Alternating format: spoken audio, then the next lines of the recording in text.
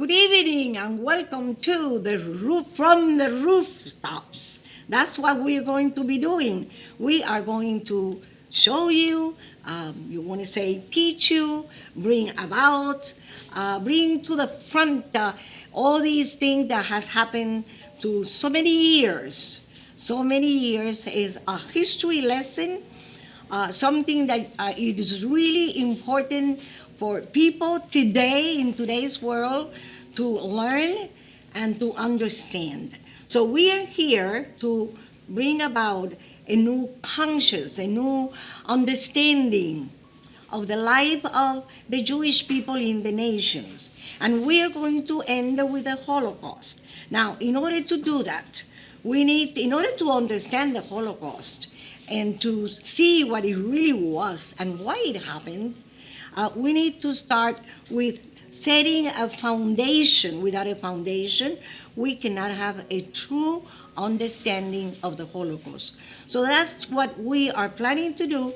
This is our first class, and I hope that you like it and you enjoy it, and I hope you come back again and you follow.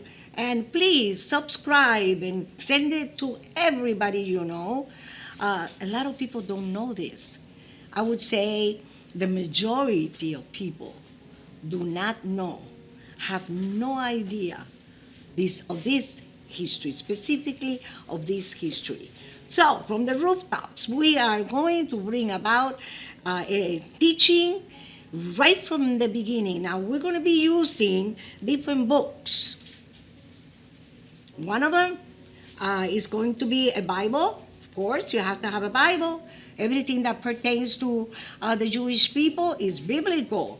So we will be using the Peshitta. We'll also be using the New American Standard Bible. We're going to be using the Book of Jubilee, the Ethiopic version of the Book of Jubilee. The Book of Jubilee, as we can read, is one of the most important pseudoepigraphic works of the Old Testament, both for its relative extension and for its consistent content. Among the Dead Sea manuscript, 14 Hebrew fragments of several copies of Jubilee have been found. Jubilee reflects the basic ideary of the Essenian community in the supreme position and eternal validity of law, traditions, and appointed times. But besides that, we're going to be using a lot of maps. It's so interesting to see the maps, especially by a historian like this man, Sir Martin Gilbert. All the maps that you're going to see with all the different teachings in black and white, they belong to him. He did this. Member of the UK Private Council, commander of the Order of the British Empire, bachelor member of the Royal Society of Literature Wolfson History Award, Dr. Leopold Lucas Award, Dan David Prize in 1212 and during the 1960s. Sir Gilbert compiled some of the early historical atlas.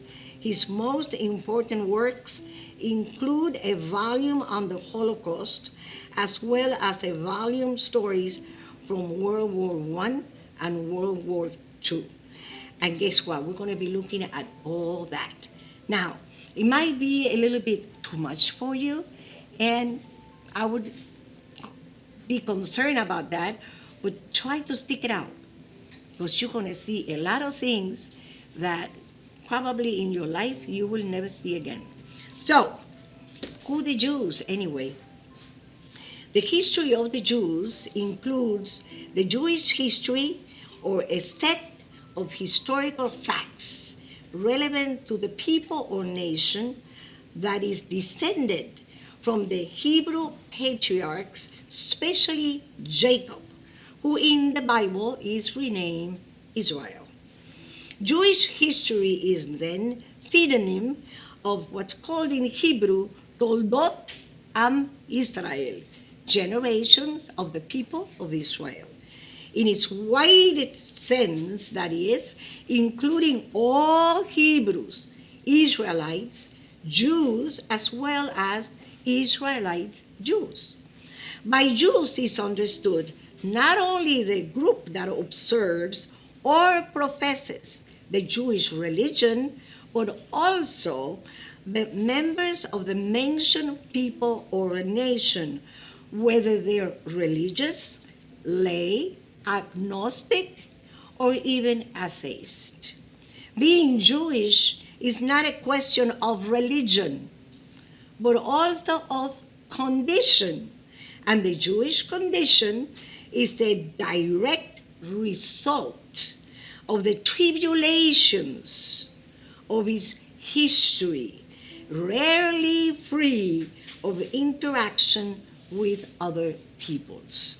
So, that's who they are, descendants of Jacob, and they do have a religion. Now, why the land of Israel? And why it belongs to the people? When did this begin? In the book of Jubilees, we read that after the flood, and everybody knows Noah and the flood, Noah divided the earth by lots into 3 parts to his 3 sons. Jubilees 7 verse 18 says, and these are the sons of Shem, sons, of course, of Noah, Elam, Ashur, Arpachshad. This son, by the way, was born 2 years after the flood, and then also Lud and Aram. In Jubilees chapter 8, verse 17 to 20, it says, this portion, in other words, they're dividing the land by lot, and the portion came by lot to Shem and his sons, that they should possess it forever unto his generations forevermore. And Noah rejoiced that this portion came forth for Shem and for his sons. And he remembered all that he had spoken with his mouth in prophecy. For he has said, blessed be the Lord Almighty of Shem, and may he dwell in the dwelling of Shem. In other words, may God be in the dwelling of Shem. Well, it just happened that he did. When we know later on we're going to see the temple, the Lord was always there. And he knew that the Garden of Eden is the Kodesh of Kodeshim, and the dwelling of the Lord. And Mount Sinai, the center of the desert, and Mount Zion, the center of the navel of the earth. So that we can see the division coming along in the times of Noah, and that center of the earth, which is today called Israel, and the center, Jerusalem, it's right in the middle of the portion given to the sons of Shem. So first lot was for Shem, second lot was for Japheth, and third lot for Ham. Now, you can look at a map, and it's all the same today. The definition of the territories continues in chapter 8 and to 19. The first one to divide the earth fell on the sons of Shem and says, and there came forth on the writing as Shem's lot, the middle of the earth, which he should take as an inheritance for himself and for his sons for the generations of eternity. Now, if it's written that that land belongs to the descendants of Shem for eternity, who does this really belongs to? Now, one thing we need to be careful with, Arabs are also Semites or Shemites, and a lot of other ones are also Shemites. So, who are these Shem people? I'm the ones that are going to take this land. So we're going to look into it now, and we're going to walk little by little. So first of all, you understand why, even in today's world, we have a situation with that land. In the middle of the center of the earth falls, of course, on the city of Jerusalem, We see this in Ezekiel, another prophet, chapter 38, verse 12, that says, to capture spoils and to seize plunder. In other words, they're going to be persecuted. And it says, to turn your hand against the ruins that are now inhabited, and against the people who gather from the nations. In other words, Ezekiel is speaking about a future war of nations coming against Israel or Jerusalem, who have acquired livestock and goods, who live at the center of the world. So there we also have, besides Jubilee, confirmation that that area, it is called the center of the earth. So there is the land. You know, could it be a coincidence? I don't think so. There's no such thing as coincidence in God. But let's say that's in a coincidence, so let's treat it as a coincidence. Number one, you can see over here the land and how when they all walked into the land after coming out of the Exodus with Moses, each one settles in his own piece of land, by the way, given also by Lot. He was taking Lot. Each one took his own lot and settled there. But what a coincidence to say that in 1948, the last of the British soldiers left the so-called Palestine, today Israel. After 2,000 years of not existing, the establishment of the State of Israel was declared on Tel Aviv, city of Tel Aviv, according to the plan provided by the United Nations. The United Nations, to this day, they're still fighting about that. 33 countries voted in favor of the resolution. 13 countries voted against. 10 countries refrained. At the time, 57 states were members of the United Nations organization. Today, there is a lot more. But it's so interesting. After 2,000 years, they recuperate the land. It is the only nation in the world that has happened to. Find it. Go into, Google, the little Google. If you're a Googleite, go ahead, go to Google, find out. That's the only one. So, no coincidence that they come in and they take the same land. But another interesting point is that land was called the land of Canaan. Well, who in the world is Canaan? And why was this piece of land, which is the middle of the earth, which is this little Jerusalem city right in here somewhere, what is that possible that they give him another name? Canaan is son of Ham, son of Noah. But for some reason, in all the maps in the world, it is called the land of Canaan. Interesting. So, in Jubilees, we find the answer again. It says, in the fourth week, in the first year, 1688 AM, which is different from ours, I understand, in the beginning thereof, in the 4th and 13th Jubilee, were they dispersed from the land of Shinar. Let me explain. All came down, Noah came down with a big ark, and they settled down in that land of Shinar. And from there, all the people went out to take their land.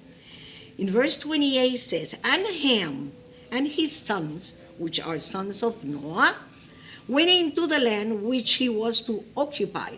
Why? Because it was also given by Lot. Noah gives all the land by Lot. He took it out of his bosom, whatever that was. Probably something like the Jewish people used to do at the times of the temple. What is called the Urim and Tumim. And something similar to that, he does the lots with his sons. Then he says, which he acquired at his portion in the land of the south. And Canaan saw the land of Lebanon to the river of Egypt, that it was very good. And he went not into the land of his inheritance to the west, that is to the sea, because actually that was the land that was given to Ham and his descendants, which today you could say is Libya, the side of Egypt, all that area of Africa was given to Ham and his sons. Then he says, he did not go into the land of his inheritance to the west, that is to the sea, and he dwelt in the land of Lebanon, eastward and westward, from the border of Jordan, which is on this side, and from the border of the sea, which is the Mediterranean Sea. And Ham his father, and Cush and Mizraim his brothers, said to him. By the way, Cush is that area, like I said, of Ethiopia down. Mizraim is Egypt. All that land belonged to Ham and his sons. And now you see that his brothers, Mizraim and Cush, and his father Ham, says to Canaan, you have settled in a land which is not yours, and which did not fall to us by lot. Do not do so. For if you do so, you and your sons will fall in the land and be accursed through sedition. For by sedition you have settled, and by sedition will your children fall, and you shall be rooted out forever. Whew. So he took the land that was not his land. He was given from Egypt all the way down. And what did he do? He settled from Lebanon all the way down to Egypt. So we see here that there, again, in this subdivision between the descendants, you can see that is Arpachshad, which is the third portion is given to him, which Arpachshad is also son of Shem. And he is the one bordered on the Red Sea, all the waters of the desert, close to the tongue of the sea, will look towards Egypt, all the land of Lebanon. And of course, it got names of that time, Sanir, Amanat to the border, to the Euphrates. So this land all came specifically giving to Arpachshad, descendant of Shem. Genesis 10:24 tells you that Arpachshad fathered Shelah, and Shelah fathered Eber. Abram, or Abraham, is from the line of Eber. Afterward, he's called Abraham or Abraham, father of the faith. But as you can see here, all this land was given. But if you look in here, you will see Canaan. This land was not given to the sons of Canaan. This land was given to the sons of Shem, because Canaan is son of Ham. So, over here, the brothers keep on speaking to Canaan and says to him, dwell not in the dwelling of Shem, for to Shem and to his sons did it come by their lot. Cursed are you, and cursed shall you be beyond all the sons of Noah, by the curse by which we bound ourselves by an oath in the presence of the Kodesh judge, and in the presence of Noah our father. But he did not listen to them, and dwelt in the land of Lebanon, from Hamath to the entering of Egypt, he and his sons, until this day. And for this reason, and this says so in verse 34, that land is named Canaan. So they lived all the way, all this land, as you can see, they took it, except this little piece of land there, which used to be Philistines that lived there. But all the rest of this was all full of Canaanites. Now, as we look in the scriptures and we see what's happening here, you'll find out that God tells them to get them out of there. I always wonder, why would the Lord do that? Why would the Lord take these people? Why does he tell Israel, go in the land, conquer the land, and get them out? It's very simple, because it's not theirs. They took a land that does not belong to them. So then the scriptures, God tells them, get him out. Okay? So as we progress with the teaching of the life actually of Israel in the nation, you're going to see that how each one of them settles in the land. And of course, we have a specific time in the life of Israel, which is called the Judges of Israel. And you can see Deborah, you can see Samson, so many of them, Hephtheh, that happened. And life just went on in during this time until something happened in Israel, which is called the temple. The temple of Jerusalem was the most important sanctuary of the kingdom of Judah and of Judaism until its destruction in 586 BC. Shortly after ascending to the throne, King Solomon started the building of the temple. He laid the foundation during the 4th year of his reign, and the building was finished in less than 7.5 years. The construction of the Temple of Solomon was a transcendental event, not only in the history of Israel, but in the history of the world. It was a total difference when that temple was built. Now Israel has not a religion of the judges here and there, all the way in the land. Now it has a center, and that center is the center of their religion and their pilgrimage that they used to do 3 times a year. So Israel settles around the temple, build the temple, and there they are now with their own religion. According to the commonly accepted chronology, the temple was finished around the year 1005 BC. In architecture and construction, design and cost, it is known as one of the most notable buildings in history. But there was a problem. Like always, we're humans, and humans fall all the time. Unfortunately, that's the way it is. A man like Solomon built this temple. What a wisdom that man had. I mean, they say that even he understood the animals when the animals barked and the horses. I don't know what the horses do when they do their speech, whatever that is. You know, they say that he understood all that. There are stories, even in the scriptures, about how wise he was. But because he's a man also falls.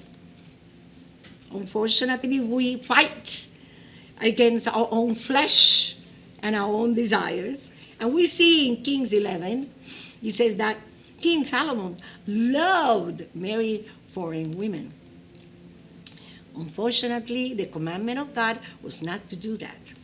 Not because don't marry the women, but because simply they were going to take him away from the worship of the one true God. Then he says, he loved many, many foreign women, along with the daughter of Pharaoh, one Egyptian, a Moabite, an Ammonite, Edomite, Sidonian, Hittite, all of them from the different nations. which the Lord had said to the sons of Israel, you shall not associate with them, nor shall they associate with you. They will certainly turn your heart away to follow their gods. And that's exactly what happened. Solomon clung to this in love. He had, oh my goodness, I don't understand, 700 wives? And how many more? 300 concubines. So he was pretty busy, I would say. His wives turned his heart away from God. When Solomon was old, his wife turned his heart away to follow other gods. And his heart was not wholly devoted to the Lord, his God, as the heart of his father David had been. So the Lord says to Solomon, since you have done this, and you have not kept my covenant and my statutes, which I have commanded you, I will certainly tear the kingdom away from you, and will give it to your servant. What a shame. This truly, truly was a shame, because now Israel, there was one nation, and like the United States, it says one nation under God, indivisible. Well, that was Israel at the time. Okay, so here we are. One nation, but now we can see we have two nations. However, God says, I will not do it in your days. In other words, I'll respect you, Solomon. I mean, God didn't have to do that, but he respected Solomon. And says, because who you are. Only for the sake of your father David, but I will tear it away from the hand of your son. Yet I will not tear away all the kingdom, but I will give one tribe to your son, for the sake of my servant David, and for the sake of Jerusalem, which I have chosen. You know, in Judaism, there is this idea, which I think it even comes from here, which is called the merits of the fathers and the mothers. If you're a believer and you have kids, you have merits, you pray for them, you keep them, you teach them, you make them grow strong in the Lord. If you do that, you have merits. And by those merits, your children will be blessed. And this is exactly what's happening here. Because of the heart that David had, even though he sinned, he was a man. He fell in love with Bathsheba, did what he even committed murder. You want more than that? But the heart of David was a heart for God. And when he was faced with a sin, David did something beautiful. He said, I have sinned.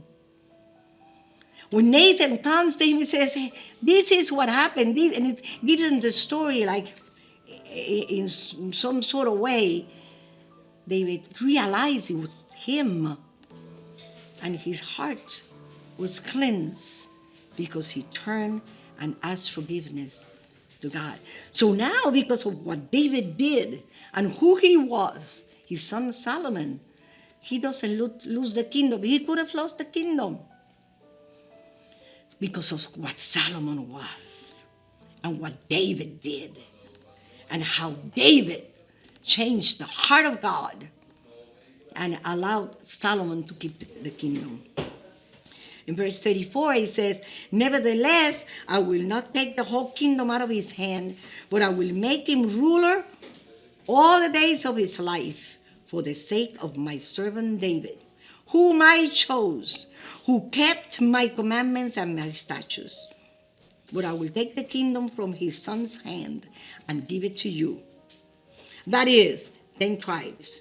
But to his son I will give one tribe, so that my servant David may always have a lamp before me in Jerusalem, the city where I have chosen for myself to put my name.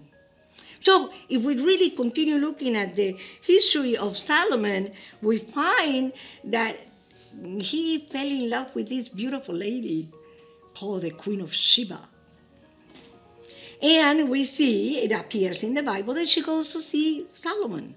And actually in the scripture it says that she looked at the beauty of the kingdom, but it must have been something completely out of this world, looking like the Garden of Eden.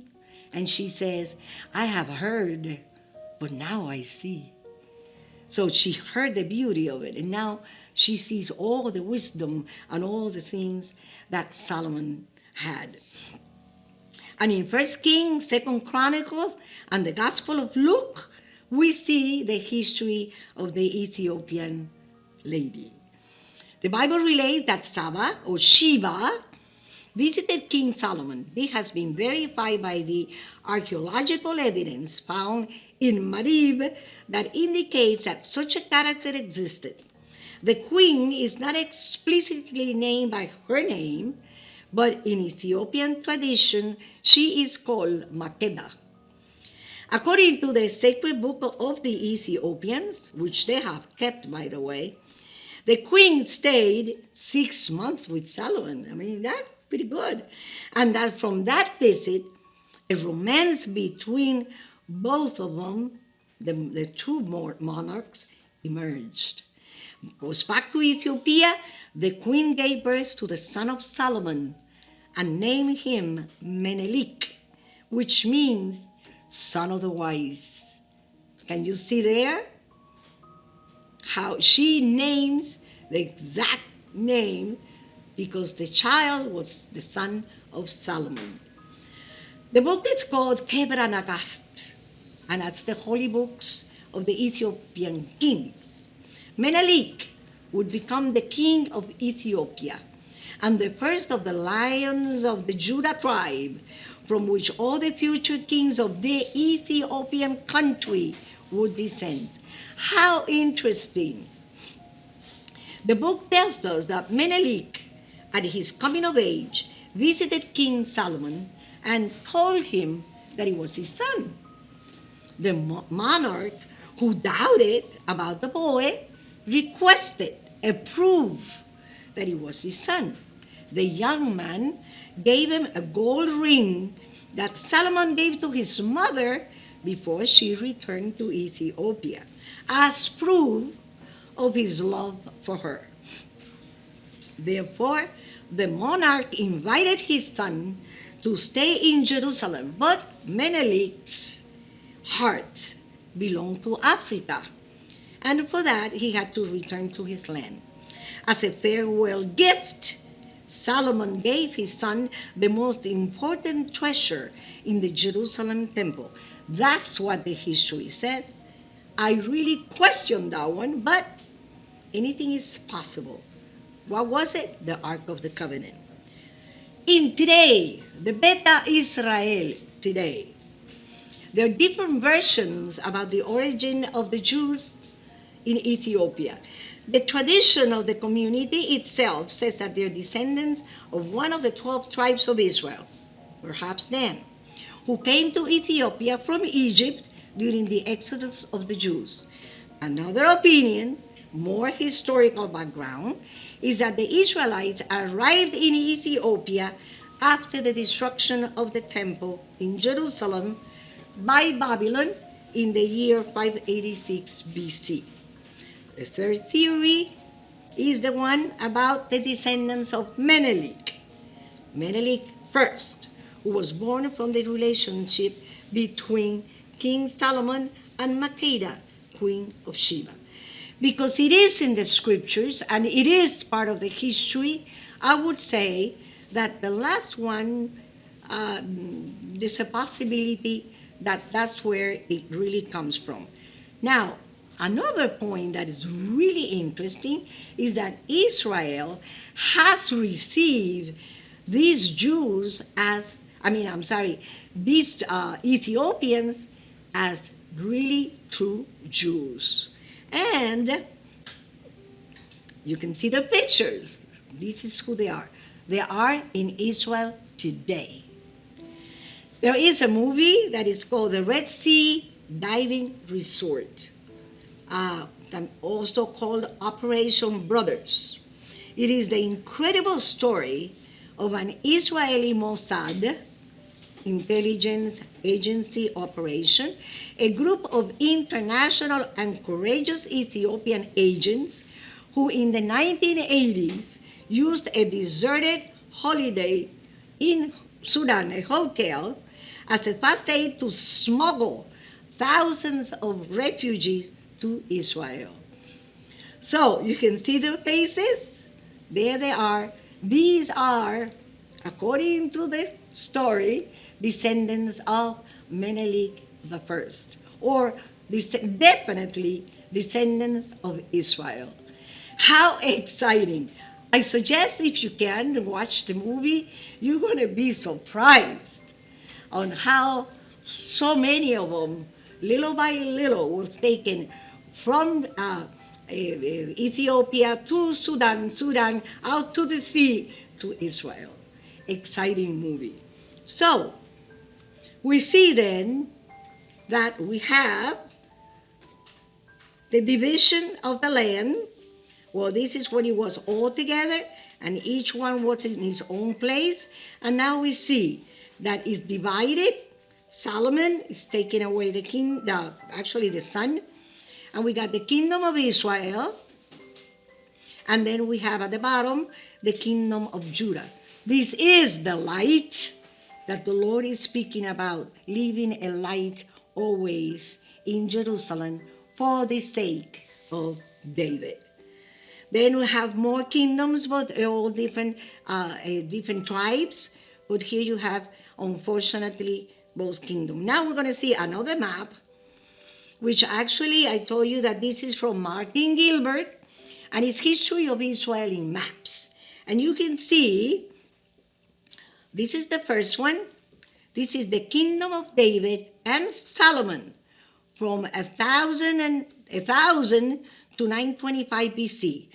As you can see, David and Solomon, actually David, because Solomon didn't do much conquering, took all this area. If you look closely, you will see here Damascus. Today, this Damascus is still the same and is the capital of Syria. So this area is today Syria. This, what you see here, is the Jordan River. This is the Sea of Galilee. Then we have the Dead Sea. And, of course, it comes from the tribe of Dan, the Jordan River that passes right through until it verts itself into the Dead Sea. It was a beautiful kingdom, and it was pretty big, as you can see. What happens is, again, scripture, by the sin of Solomon, we see the destruction of Jewish independence in 722 BC. Babylonians come into the kingdom, and they destroy all this area that they had captured, and they take Israel, the kingdom of the north. They take it to Babylon. All is left, then we have the kingdom of Judah. Two deportations, real big deportations. We got the first one, Babylon, over here, Assyria. I'm sorry, I made a mistake. If I look back, it is not Babylon, it's Assyria. That's the one that takes the 10 tribes. Over here, we see Assyria taken to Nineveh, all this area. And then later on, in 587, before Messiah, you will see Babylon taking the Jews again to Babylonia. So we have year 721, plus the year that we are now, 2021. This dispersion has been in place for 2,742 years. The one at the bottom, deportation to Babylonia, 587 BC plus 2021 is an equal of 2,608 years. Incredible. Give you one more. Again, Babylon, Samaria, capital of the north, falls in 722, Jerusalem 537, and Judah falls again. The whole thing crumbles, and all Israel is taken to the nations. Over here you see the same. This is Babylon, and this is Assyria. Okay, so we are going to stop here. I hope and pray that you like what you have seen and that you continue studying this. Actually, some of these maps, you can find them in the Google.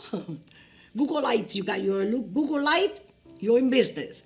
All you have to do is bring them up, and they're all there. Thank you, and we'll see you again next week, and we're going to continue with the history of Israel. Thank you, and God bless you.